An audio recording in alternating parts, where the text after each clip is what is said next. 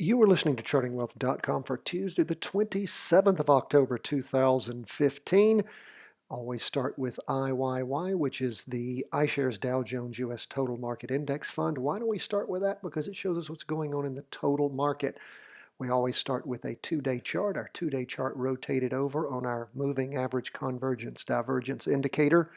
If you want to find out what these indicators are that we talk about, I would encourage you to do a couple of things. You can always look those terms up on Investopedia. You can always go to our website, chartingwealth.com, and you can find all of our different training videos on things like the moving average convergence divergence indicator that we call the MACD, or the derivative oscillator, or even better, how about this one? If you'll email us, cw@chartingwealth.com, and ask for our 15-minute training video, we'll send that to you along with a copy of the free charting layout from stockcharts.com, freestockcharts.com, that we use every day.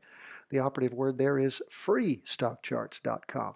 Again, CW as in Charting Wealth, CW@chartingwealth.com. We'd love to hear from you. Now, let's start. We had a crossover going up on the MACD on the 5th of October. We've continued to see the market move up. We had a couple of down two-day candles on the 15th and again on the 21st of October.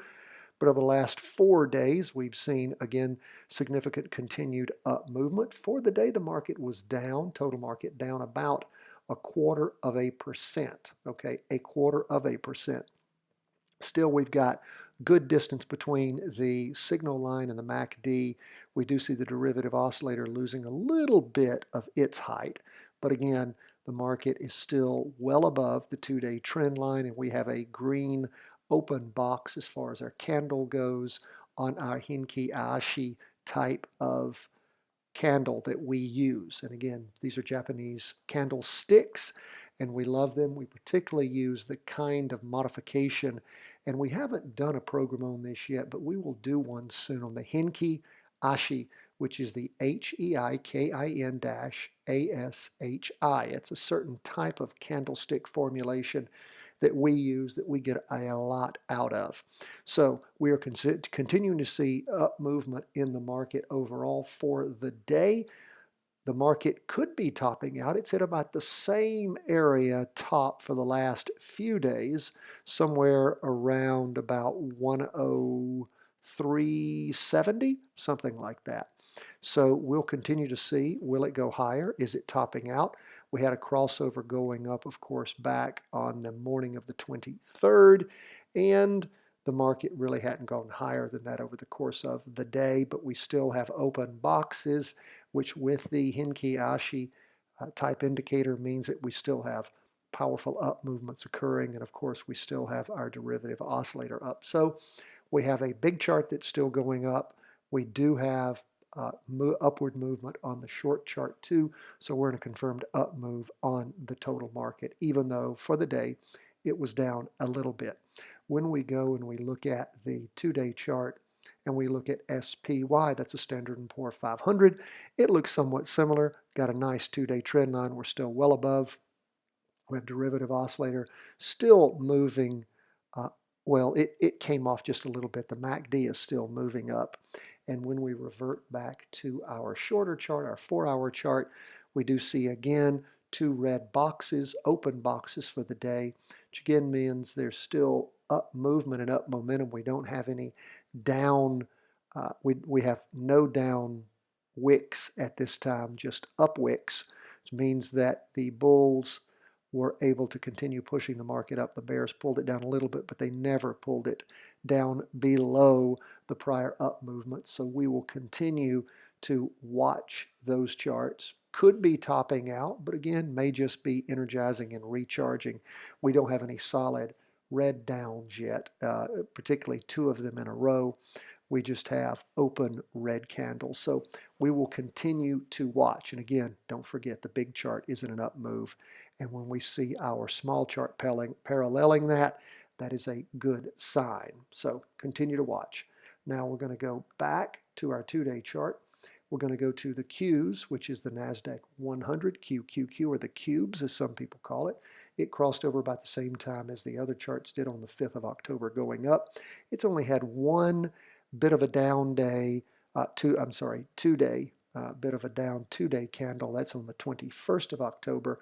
Over the last few days, it's continued to move up significantly. For the day, it was up 0.05%. So unlike the other two charts, the total market and the S&P 500 or SPY, it is actually up for the day.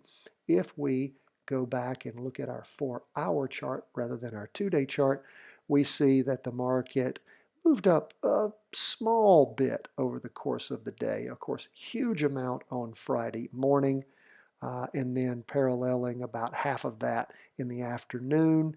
And then, of course, we still have open green boxes moving up. Like I said earlier, 0.05% it was up for the day. Derivative oscillator continuing to expand, and the distance between the signal line and the MACD is nice, particularly on this short 4-hour chart, or shorter 4-hour chart.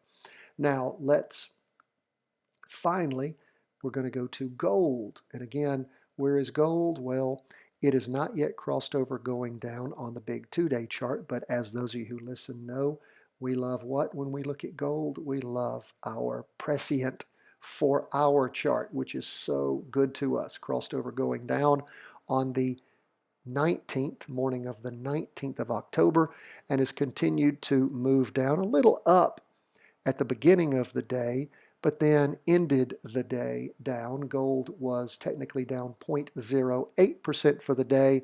And again, we love gold when our 4-hour chart crosses over, particularly when it parallels the crossover in the derivative oscillator, as it did back on the morning of the 19th of October.